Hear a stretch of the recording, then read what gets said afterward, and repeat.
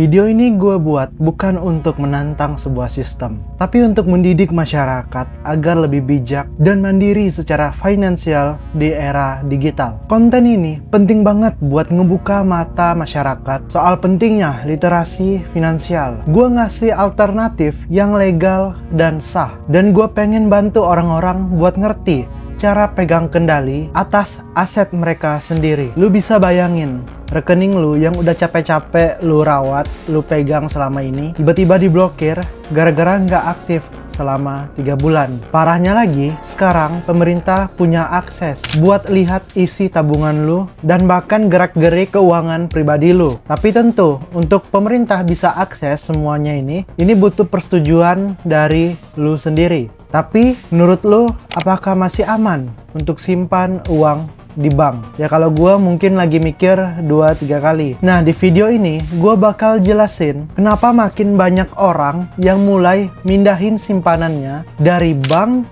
ke wallet kripto. Ini menarik banget, dan mereka bukan asal pindah, tapi mereka pengen kontrol penuh atas harta yang mereka miliki. Dan lu tenang aja, lu juga bisa. Semua akan gue jelasin dari awal dengan bahasa yang mudah lu pahami, walau lu belum pernah megang kripto sekalipun. Simak sampai habis, 5 menit saja lu skip video ini, artinya lu belum siap untuk kontrol keuangan lu sendiri.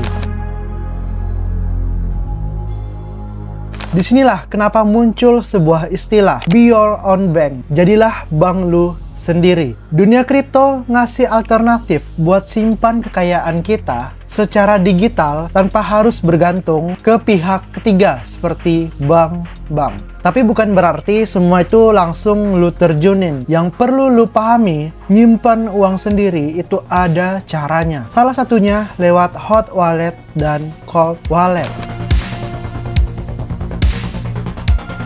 Nah, ini menarik banget. Apa itu hot wallet dan cold wallet? Kita bahas di sini. Yang pertama, kita bahas dulu hot wallet. Hot wallet itu adalah dompet digital yang terhubung ke internet. Bentuknya itu aplikasi, guys. Aplikasi-aplikasi yang besar saat ini adalah Trust Wallet dan MetaMask. Itu adalah salah satu contoh dari hot wallet. Itu praktis buat transaksi harian. Prosesnya cepat, tinggal lu scan QR aja, lu udah bisa kirim atau terima kripto. Nah, kekurangan dari hot wallet itu rentan terhadap hacker karena dia online terus. Kalau misalkan HP atau komputermu kena virus atau lu salah tekan link yang phishing, kripto lu itu bisa langsung lenyap. Nah berikutnya yang kedua itu adalah cold wallet. Cold wallet itu apa sih? Cold wallet itu adalah dompet digital yang tidak terhubung ke internet secara langsung. Bentukannya itu bisa macam-macam, guys. Bahkan dia ada yang bentukan kayak flash disk. Yang pertama itu ada hardware wallet. Nah, ini seperti ledger dan trezor. Yang kedua itu ada paper wallet. Sebuah kertas yang nyimpan private key atau seed phrase. Nah, kelebihan dari cold wallet itu adalah dia aman dari hacker. Dan kelebihan dari cold wallet itu idealnya untuk nyimpan aset lu dalam jangka panjang.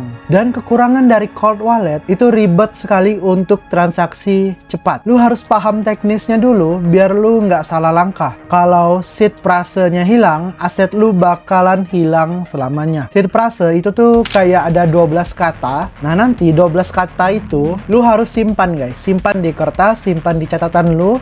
Dan jangan sampai lu simpan itu di Google Drive, karena itu bahaya banget. Google Drive itu masih bisa untuk dihack. Dan cold wallet ini resikonya itu ditanggung sama diri lu sendiri. Kalau lu sembarangan nyimpan ya ledger lu, trezor lu sembarangan nyimpan, lu nggak tahu simpannya di mana, terus lu lupa, ya itu adalah resiko lu sendiri. Bahkan ada nih orang-orang yang nggak sengaja ngebuang ledger mereka, ngebuang cold wallet mereka itu ke tong sampah, ke tempat lain, padahal di dalamnya dia punya aset Bitcoin yang sangat banyak. Dan ya udah, dia pasrah dan dia merelakan Bitcoinnya itu hilang. Jadi kalau lu ambil keputusan untuk coba di cold wallet, simpan itu baik-baik. Dan ada pertanyaan-pertanyaan yang muncul dari benak lu. Emang bisa simpan uang di cold atau hot wallet? Jawabannya bisa. Tapi perlu lu pahami, uang yang lu simpan itu berubah menjadi bentuk kripto, bukan rupiah lagi. Contoh, bagaimana uang lu itu bisa berubah jadi kripto. Yang pertama, lu bisa beli Bitcoin, Ethereum, atau USDT. Setelah lu beli di aplikasi exchange yang lu pakai, seperti Indodax, Pintu, dan lain sebagainya, lu pindahkan, lu simpan di hot atau cold wallet, dan itu udah jadi simpenan lu. Tapi ingat ya, bentuknya itu bukan lagi rupiah, tapi dalam bentuk aset digital. Lu bukan lagi nyimpan uang, tapi lu nyimpen nilai kekayaan lu dalam bentuk kripto, dan kalau lu perlu, lu bisa tukar lagi menjadi uang fiat atau uang cash. Dan ada lagi nih, kalau pertanyaan muncul dari benak lu, kalau gua mau tarik jadi cash, apakah tetap lewat bank? Jawabannya, iya. Kalau lu mau cairkan kripto lu dari hot atau cold wallet jadi uang tunai rupiah, ujung-ujungnya tetap lewat fiat on-off ramp. Alias, lu bisa gunain exchange lokal kayak Indodax dan lain-lain. Dan stepnya, cara mindahinnya tuh kayak gini guys. Lu kirim kripto lu dari wallet ke exchange. Setelah lu kirim ke Indodax, itu kan bentuknya Bitcoin nih. Misalnya lu beli Bitcoin atau USDC lah, USDT. Terus lu bisa jual dan dia terubah jadi rupiah. Nah, setelah terubah jadi rupiah, dan lu bisa langsung transfer ke rekening lu. Iya, ini masih lewat bank.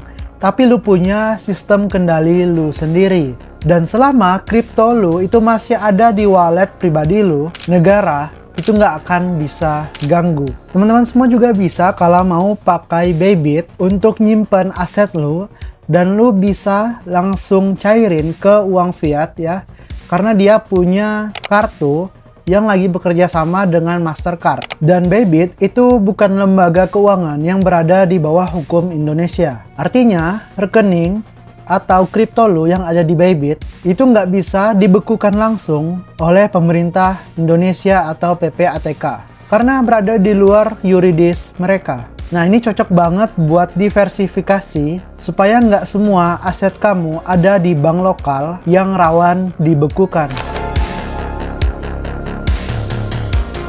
Nah, gue mau kasih tips buat lu biar bisa nyimpen uang lu dengan aman di kripto.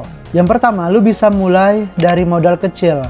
Nah, untuk uji coba ini, karena lu mungkin masih baru, lu bisa gunakan 50.000 atau 100.000 untuk uji coba.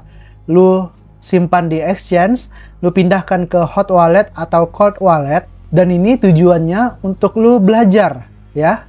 Karena gue tahu lu pasti masih bingung soal ini. Jadi gunakan, spend uang lu cuma 50.000 atau 100.000 atau ya 70.000 gitu kan, untuk lu belajar.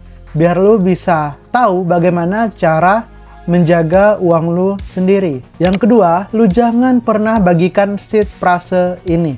Kenapa dari konten gue yang tadi, dari awal gue bahas seed phrase, karena ingat, ini penting banget. Seed phrase itu kayak kunci brankas yang lu miliki. Sekali kunci itu hilang ataupun bocor, habis semua uang yang ada di dalam brankas lu. Yang ketiga, lu bisa pilih wallet yang terpercaya. Gue rekomendasiin beberapa hot wallet yang bagus untuk lu yang masih pemula.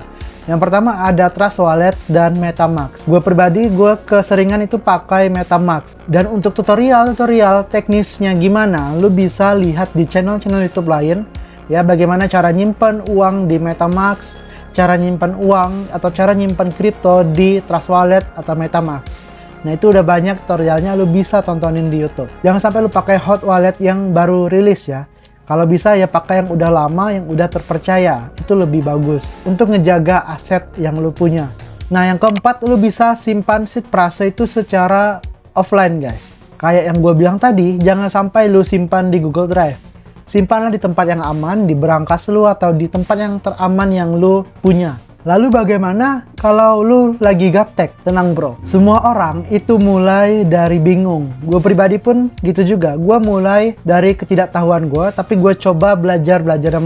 Akhirnya tahu, nggak ada yang ngerti sama blockchain. Yang penting lu niat untuk belajar. Banyak video, ruang diskusi, bahkan komunitas yang bisa ngebantuin permasalahan yang lu punya. Dan lu nggak harus jadi expert buat mulai pegang kendali atas uang lu sendiri. Orang-orang yang mulai pindahin simpanan mereka ke wallet kripto itu bukan karena mau ngilangin uang, tapi karena pengen jaga privasi dan kendali penuh atas aset mereka. Dan catatan pentingnya, cold wallet itu bukan buat semua orang. Kalau lu masih pemula, lebih baik lu mulai dari hot wallet terlebih dahulu, sambil lu belajar keamanan dasarnya. Kripto itu bersifat volatile, jadi simpanan kamu itu bisa naik turun harganya. Nah, kalau lu mau yang stabil untuk nyimpanin aset keuangan lu bisa simpan di stable coin. Stable coin itu ada USDT dan USDC. Jadi lu aman simpan uang lu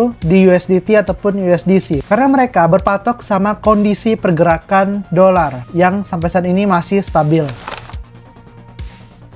Ya, kita hidup di zaman dimana pemerintah bisa tahu isi saldo lu, hasil transaksi yang lu lakuin, dan bahkan ngebekuin rekening lu hanya karena dianggap nggak aktif. Kalau bukan lu yang jaga privasi dan keuangan lu sendiri, lantas siapa lagi? Teknologi saat ini ngasih lu pilihan. Lu bisa tetap bergantung penuh sama sistem atau mulai belajar jadi mandiri secara finansial. Satu langkah kecil demi masa depan yang lebih aman. Di sini gue memberikan sebuah kebenaran. Kalau kebenaran sampai dibungkam, tandanya ada yang takut kehilangan kendali.